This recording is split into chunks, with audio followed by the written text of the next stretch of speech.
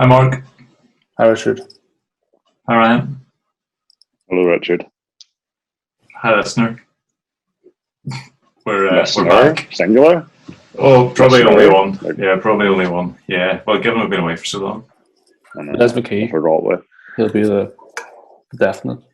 Yeah, we're still alive. Has it been 2 months? No, not quite, but it's been quite a while since the Christmas pod.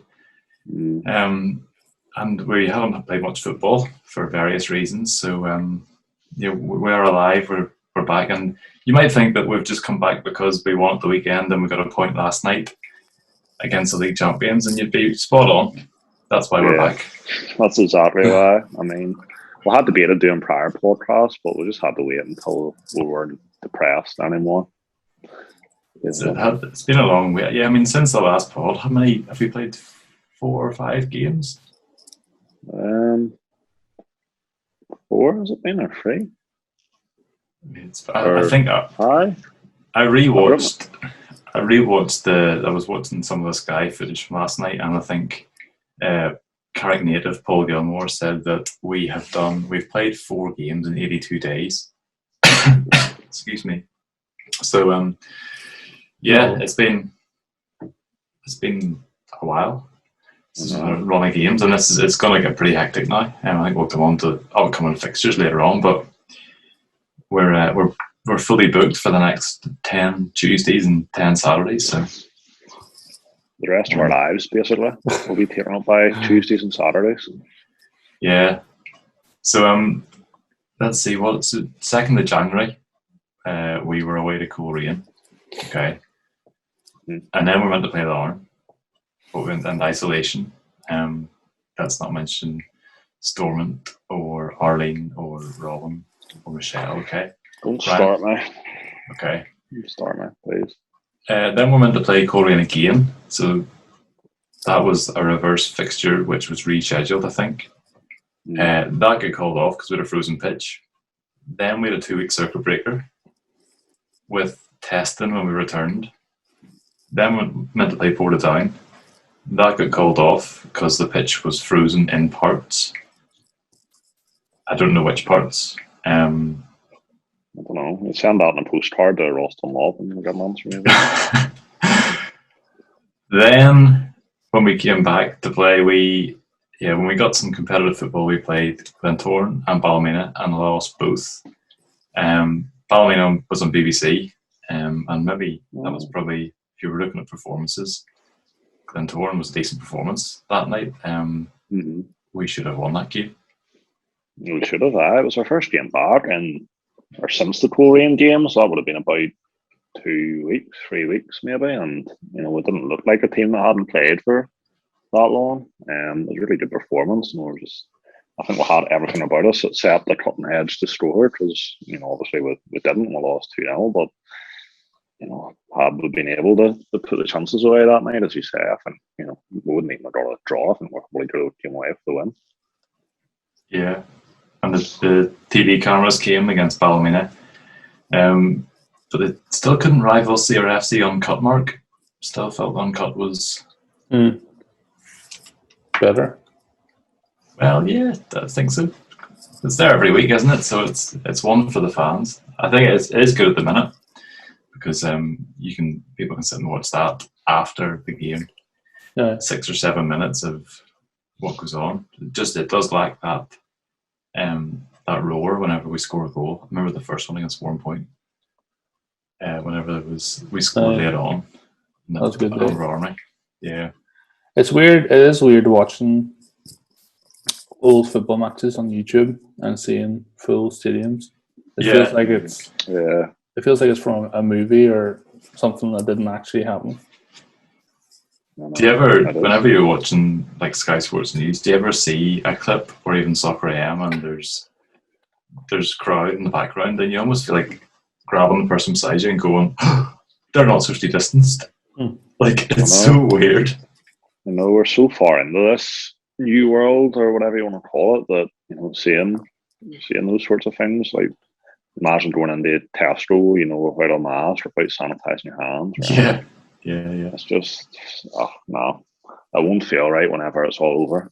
And a few years whenever Robin's won medals, but anyway. Positivity. Great. And then, so after Ballymena, we then had a game against Warrenpoint. That got called off. Then the next day, we had a game against Warrenpoint. And that got called off. That was fun. I wasn't able to go. You two lads, how far did you get down the road before you found out the first night? Fully there. Yeah, Mark was fully there. I wasn't. I was over halfway there. I can't remember where I was. I was in the car with Baldo Forbes. You'll be able to tell. I was gutted, Mark, because I knew you were there because I saw the message in the group saying where do you park, and by that stage the game had been called off, and I was like, oh no, he's gone the whole way, and found out that it's off. Had you texted to say it was off? Because I don't think my phone was picking up much signal because I had Spotify and Google Maps on, so I don't know if any of you texted to say it was off, and I could have seen it before I got there, but I don't know. He's running on some of the bus here, isn't he? No, but I had crap signal, like, so that's. I was thinking maybe because they didn't. I got like 20 WhatsApps, like 20 minutes down the road, like going home. So I guessed someone had text, but I had a good podcast to listen to on the way home, so it made it a bit more bearable. Fair enough. I can't remember, to be honest. It all kind of happened quite quickly on that night that it was called off. I think it was about 7 or just after it all happened. Because when I rescheduled for the next day. When I arrived, I thought, oh, there's no one on the pitch. That's a bit strange. Should they warming up or something? Yeah. We should actually pay tribute, Mark, to your editing efforts for the second. Because I just kind of my head, I'd forgotten about that. The second postponement. It was a good little graphic that was made up for that. Oh yes. From The Simpsons. That was, if anyone wondered who that was, Mark Graham. He's the man. And then after that, we sort of throughout the month of January, we have some new faces. So I think we recorded last time. I think there was maybe talk of a few people coming, but in order: Chris Ramsey, Corey McMullen, Jared Story, Jordan Jenkins, and on deadline day, Cahir Field signed. So lads, what do you think? You've seen them in action now. We've had a couple of games. Who's the standout? Who are you looking forward to watching? Who stood out already, and who are you looking forward to watching over the next couple of months? And given we've got 25 games to play. Yeah, I know we'll get a chance to see all of them, and eventually, I think in recent games it's been Ramsey, Jenkins, and Frail, which we've seen the most of.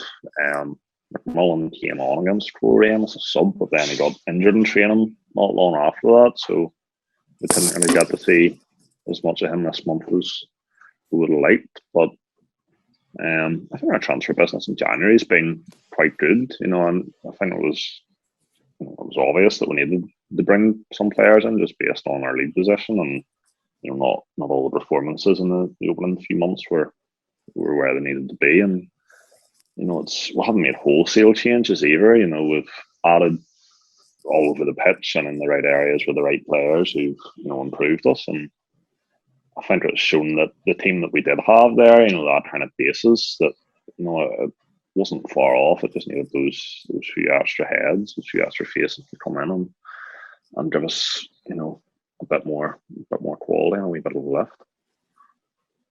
Yeah, Mark, what do you reckon? Who've you enjoyed watching so far? I know we've talked about Fredo on the touchline last night. Yeah, I think JJ probably has impressed me the most. I think hard work, tenacity, and just has an eye for goal and always is pushing us forward. So I think he's been very good, and he's got off to a quick start, considering how he hasn't been here that long, obviously. But yeah, looking forward to see a bit more of Corey when he comes back, because obviously he just had that one game for like 20 minutes. So no, but I think all of them have been good so far. So looking forward to seeing more of all of them. Yeah, no, it's been good. It's definitely. I think that with the football sort of restarting again and a couple of new faces in the squad, it's been a little bit like a new start almost. So almost like a new season, I suppose, because we've only played 8 games or 9 games. Yeah. By the time we restarted, so yeah, that's been good. So we mentioned briefly as well before we actually get on to the 2 big performances, the decision that came the day after deadline day regarding. Do you know what decision I'm alluding to? Brexit. Oh Brexit. No, okay. I mean, Brexit was a close second, yeah. But, right. Yeah. I'm waiting for the John Hood episode of Uncut to bring up Brexit. So. Right. Yeah. It'll be a while yet, but I know. I'm waiting for it though. I'm waiting. No. Go ahead then. I've missed. Let's say I've missed it, and you give us the whole story. Well, I don't have the whole inside scoop. I'll give the miniature scoop, which was that on the 1st of February, I think there was a meeting of the championship clubs in which basically the majority of them voted not to start the season, meaning that championship and Premier Intermediate League won't happen this year, basically, and as such there won't be any relegation from the Premiership. So it's definitely secured us in the top flight for another season, and it's definitely changed the landscape, I suppose, a wee bit, if you want to say that, and that there's no more fears taken away, I suppose. Yeah. Just I actually heard. I know we will talk about Saturday, but Sergi, we featured on Radio Ulster after Saturday's game, and he said about how no one wants to finish second, or not second, sorry. No one wants to finish bottom. Yeah, you do want to finish second. You do. I would love to finish second. Sorry, yeah. I don't know where that came from. Yeah, you wouldn't want to finish bottom because you're going to the next season and you'll have that tag of the team that should have been relegated. And it's good. It's nice. It's refreshing to hear that the lads are not that we doubted, but they remain motivated and they're going to keep working hard. And based on the last couple of games and performances before that, it's good. And all being well, we'll keep picking up some points. On points, then we got 3 of them on Saturday. It's the second win of the season. Yeah, and a free kick, which I'll be honest, I don't think many people quite expected it to go in to start with, but also the person that hit it. That was a bit of a surprise. Mm-hmm. Mark, from behind the camera, what did you think when Sergi stepped up? Well, as he was approaching the ball, I thought, this is new. He doesn't usually do this, but I don't know. There was an aura down there. I thought something was going to happen, and it did happen. So, Sergi's composed and he's the leader. So, I just thought if he's wanting to take this, he must have something in the locker. Yeah, big Roy in nets too. Oh, big Roy, mates with MC. Yeah. No, I was thinking about this earlier before we came onto the podcast, just about Sergi in general. When he scores goals, he always seems to score goals at important times, or he scores important goals. This was it was obviously the first goal we'd scored in I don't know how many games. It was the end of a goal drought, basically. And if you look at Sergi's goals that he scored in the past, he scored in the game that Miguel obviously scored the overhead kick. Sergi got up the header for the first one to give us that kind of the spur on to go on and win that game and stay up. And even in the promotion playoffs 2 years ago now, it was Sergi away to Ards who got the first header. Well, it probably calmed the nerves a wee bit on that night. So it always seems to pop up at the right times with the goals when we need them, it seems, which is the sign of the type of player that he is, I think, as the leader. Absolutely, yeah. It was a great hit. And I think Naz said afterwards that they were never going to hear the end of it, so that's quite fun. That's always good. It's always good when it's positive. to be honest, if I hit that free kick, like I'd play that at my funeral. To be honest, if I hit that, I'm just being honest. It was some strike. You have to give him credit to get it. It was a good possession as well. And Carrick Rangers, did well to win the free kick, but he's brought it up and down really well. He's put it in a good area of the net. Roy Carroll's decided not to jump for it because he probably couldn't get across there in time, the age of him. But yeah, it was good. It's a Northern Ireland great you're talking about. I suppose, but no, fair enough. Fair enough. So Sergi got the first. Carrick won the free kick on his debut for the club, and it was, you could sort of see the value in that signing, I think, from winning that free kick. In an area that's a really attacking area, and just a bit of sort of crafty play to win the free kick. It's something that we've been missing, I think. The type of intelligence of, again, I don't want to say, that he's dying, but, it's an intelligence of, putting your body in the right places and, making the defender, get contact and challenge you from behind, and, those sorts of things that we've just been missing. And, he did it on Saturday against Dungannon, he did the same on Tuesday against Linfield. Whether it's winning free kicks that you can potentially attack from, and try and score a goal, or whether it's winning a free kick that'll just buy you those few seconds to calm yourself and to collect yourself and take a break if you come under a wee bit of pressure. It's something that, while it sounds maybe innocuous or not the biggest thing, is definitely something that has really benefited us, I think, in the last 2 games. Yeah, definitely. Mark, what do you reckon? Yeah, I agree. Just great all-round play, I think. Holding up the ball, bringing players in. Nice wee flicks on the players, run the ball on. So, he's had a really good first 2 games. So, exciting stuff. You said earlier about Jordan Jenkins. I thought towards the end, I know they both got subbed off on Saturday, but there was a sort of 15-minute spell just before they went off that they really started to link up, and you sort of saw it. Oh, this is promising going forward. Yeah, a lot of first touch stuff, which was good to see. Yeah, it was good. And you think of then the bench too, like Johnny Fraser on the bench with his pace. It's exciting. It's definitely exciting in the attacking third, which is good. And Strong will come back soon as well, hopefully. Yeah. Touch wood that I haven't put him out for another 2 months by saying that, but he seems to be getting closer and closer every day, so it'll be a good option as well when he's fully fit. Definitely. So that was the first goal against Dungannon, and the second then saw Yaya, our good friend from Donaghcloney. I think he's from Donaghcloney.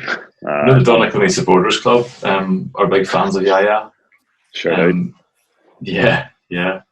So Yaya got his first goal for the Amber Army on Saturday, and his first goal in competitive football. He did score in pre-season, but I think no one could say that he didn't deserve it. For his performances were great, sort of on the 9-10 games we've played so far. I think that would be fair to say, wouldn't it?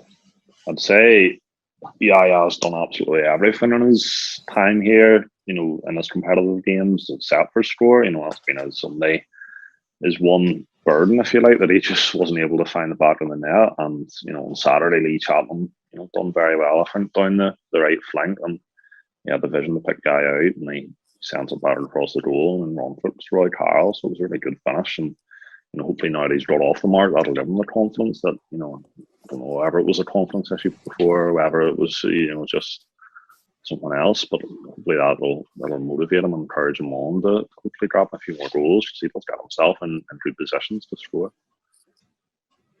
Definitely, and I think Mark, saw him against Glentoran play as a striker, and I think he's shown serious versatility, because he's pretty much played in every midfield position and now up front for a couple of games also. Yeah, and against Glentoran he had plenty of chances, and I suppose it was just unlucky that he could have got easily at least 2 or maybe 3. But yeah, I think everywhere he's played, he's looked comfortable, and he's impacted the game. So only more good things to come. Yeah, delighted for him because I definitely deserved it. We had a debut that we haven't mentioned on Saturday, which was we scored a goal, which meant that we were able to post on social media some goal graphics, which we made on 28th of November or something like that. It's the end of November, and we scored 1 goal before in that period of time since then and since Saturday. Or since then until Saturday, and it was against Warrenpoint. We were already 3-0 down, and when we scored, I remember saying to Ryan, I don't think we can post a goal graphic here because it's gonna. This is the first time we're going to use them, and we're losing 3-0. So we were finally able to use something we've been working on, or we worked on ages ago now. So I was buzzing. That was whenever we scored the first goal, I was like, finally. I seen you running down the walkway. Yeah, yeah.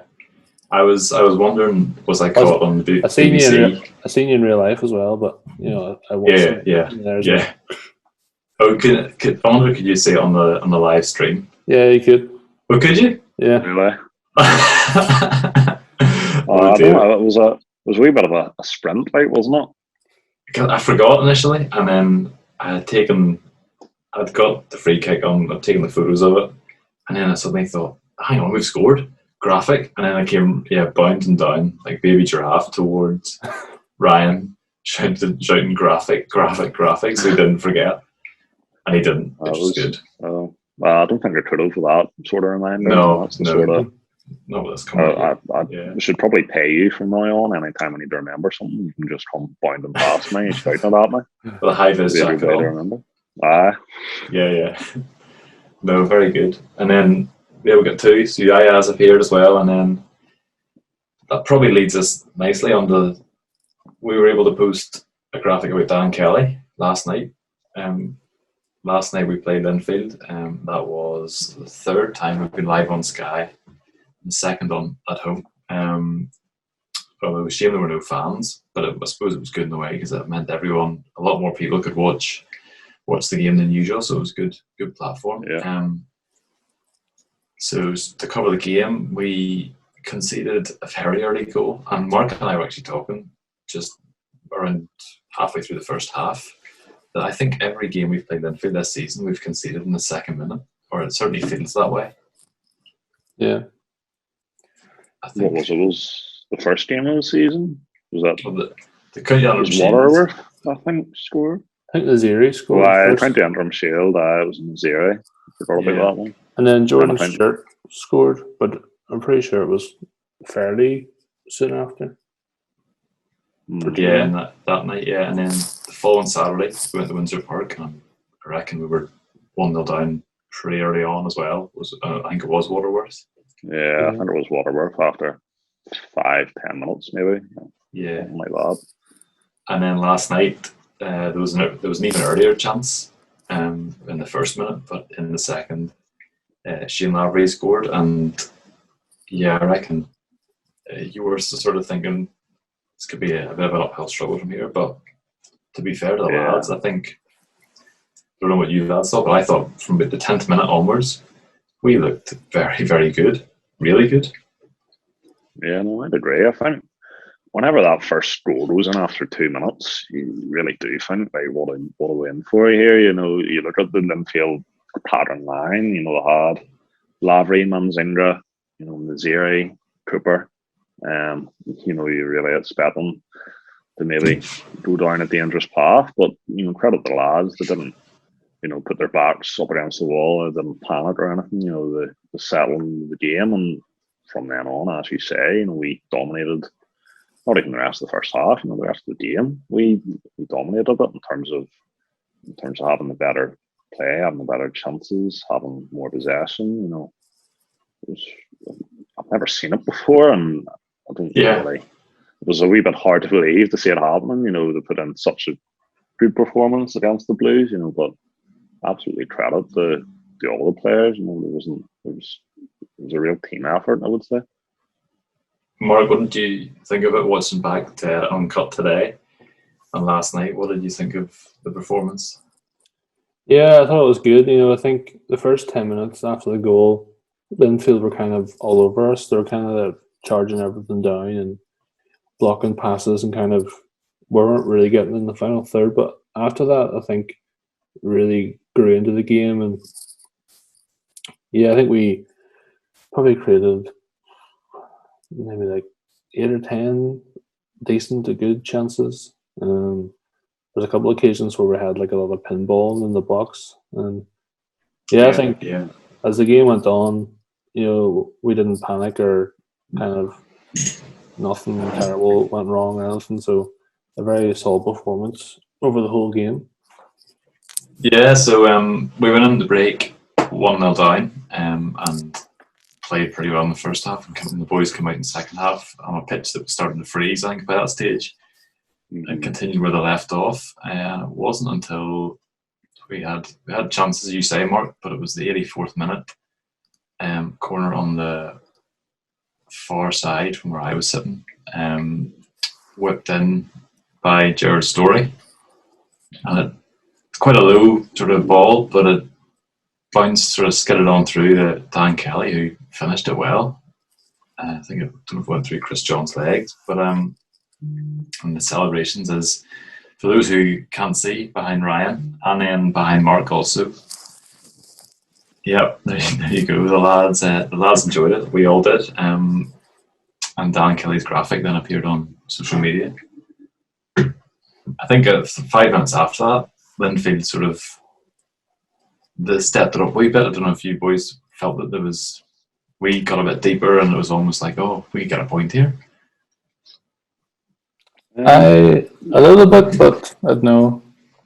I don't think Linfield went like full out, like mad, but I don't know. Well, I would say just before we had scored their goal, they had Niall Quinn, who would be one of their defenders, you know, fully stripped and on the touchline, and the fourth official out of the board ready to go up. And then as soon as our equaliser went in, he was sat back down, and Andy Waterworth was called up and stripped and thrown on. So it was they did, as you say, you know, obviously in that situation, you know, they were not wanting to drop any points. They were wanting to leave all three. So, you know, from that perspective they did, but I didn't feel it came under any real threat. You know, I can't think of a Linfield chance in those kind of last minutes that, you know, really had us hearts in mouth. No, that's fair. That's a fair point. If anything, it was probably us right at the death almost that could have nipped it. Yeah, so the first chance at the end, Johnny Fraser was through and passed to Lloyd, didn't he? Lloyd was involved in both. Johnny Fraser broke through and come off the bench along with Lloyd. And I can't remember if the shot was blocked, but then after that, which turned out to be the final kick of the game. Lloyd had a really good chance. I haven't watched it back yet on the TV, but imagine we'd have won that. Imagine we'd have stolen it at the end.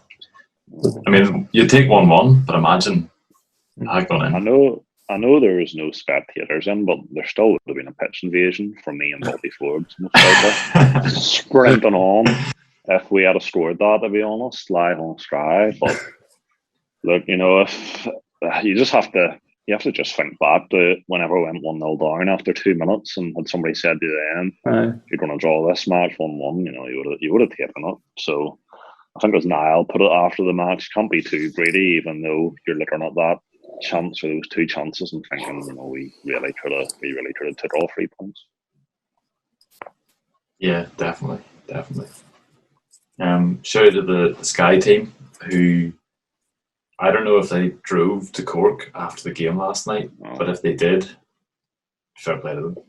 I believe they did, yeah. I think they were mostly Cork-based. There were some Dubliners as well. But yeah, some threat was all the same, you know. Fair play to them.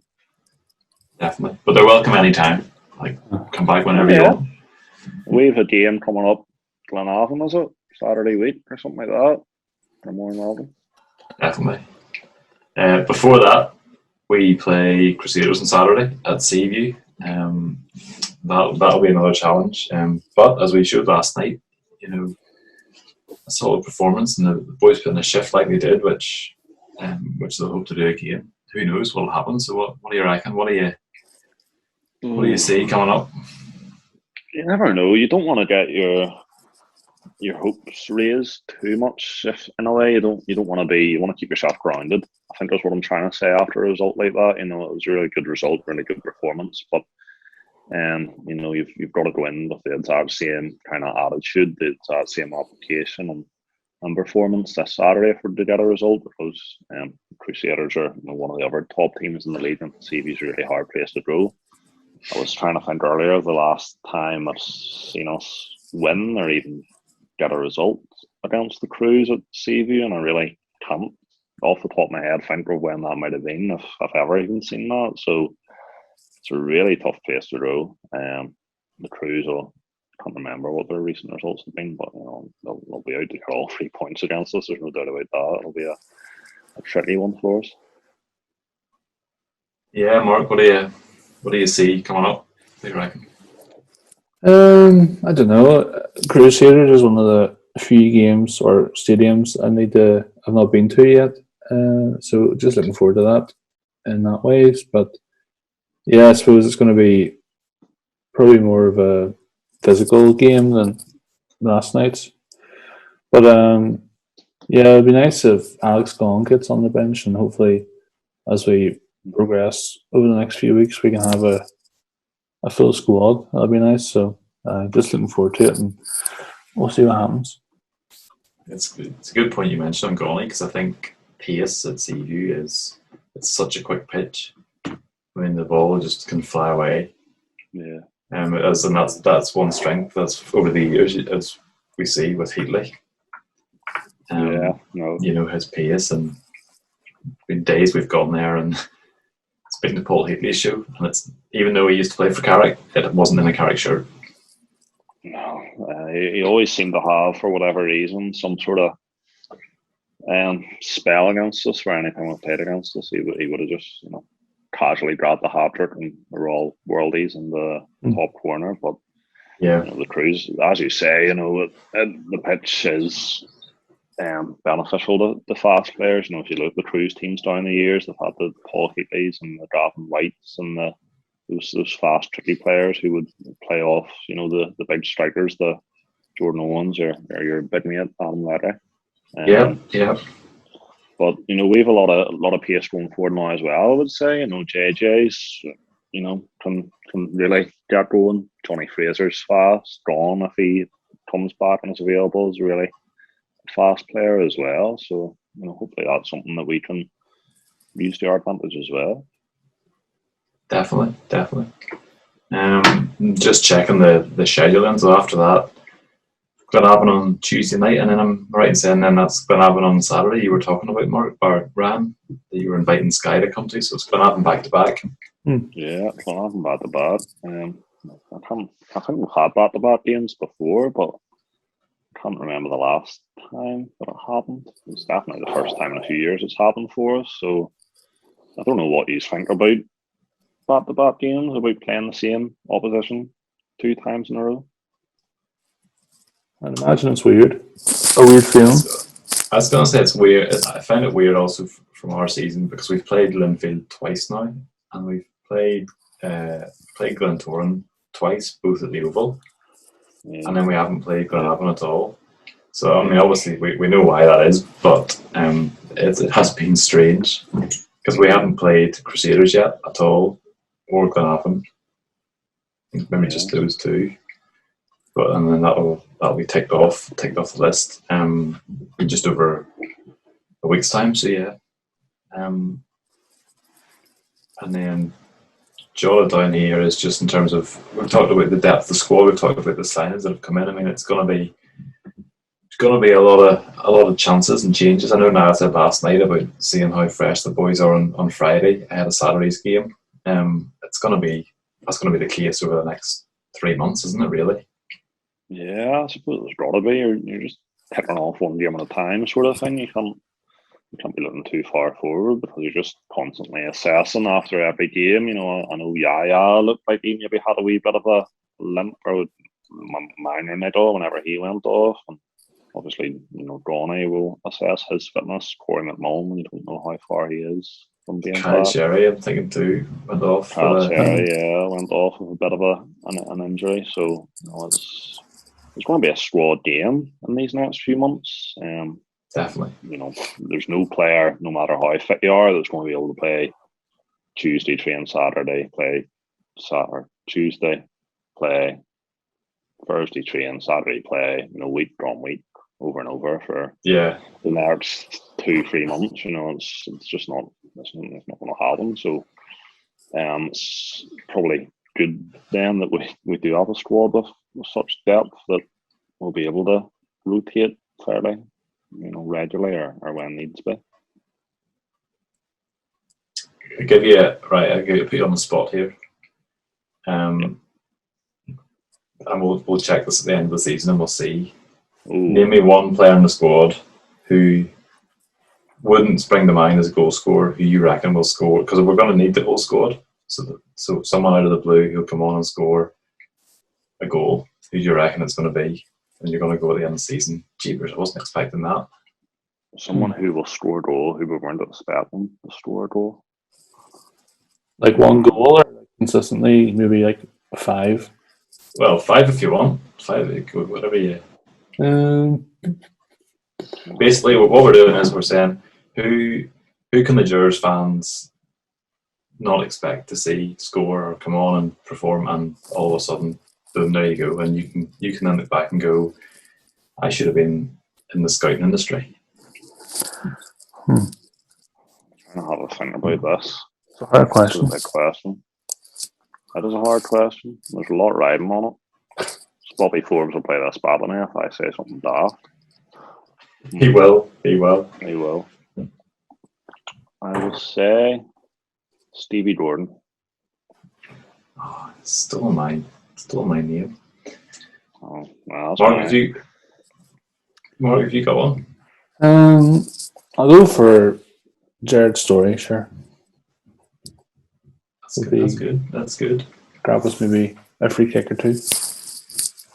I am going to say... I don't know now. I wasn't sure. I'll go proper unexpected. I'm going to say he's going to score a goal before the end of the season. And Curtis Forsyth is going to score a goal for the Jurors. Ooh. We Kurt. Good shot. And then that's a good shot also. And then we can look back and say there's one of our own comes through the academy. And he's scored a Premier League goal. So if Curtis listens to this, no pressure at all, but I'd appreciate if he scored. I know. I think Stevie Gordon does listen to this, so if he doesn't score, I'll take it as a personal insult, basically. Mud me off, but no pressure, as we say. Yeah, definitely. So I think that covered everything that's happened since we were last on, talking about the best chocolate bar in the tin, which is the Bounty. No, don't start that.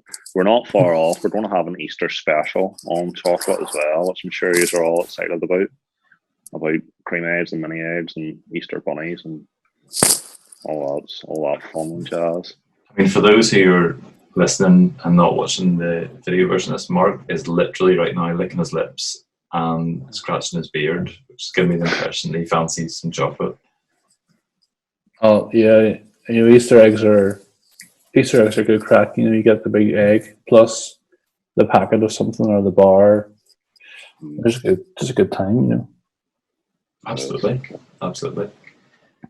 So yeah, that's us for this week on CRFC. Well, I might say this month. Who knows when? With the fixture list that's coming up, whether we get another chance to record before the end of the month. But we'll give it a go if we can. Hopefully, we'll pick up some points along the way to talk about. One last thing that's jotted down here is Bobby Forbes had a read of the Belfast Telegraph article last night, and I don't even know how to even word this. I thought it was a very fair and balanced article. reported in the game brilliantly, but I don't know. Bobby Forbes is a muppet.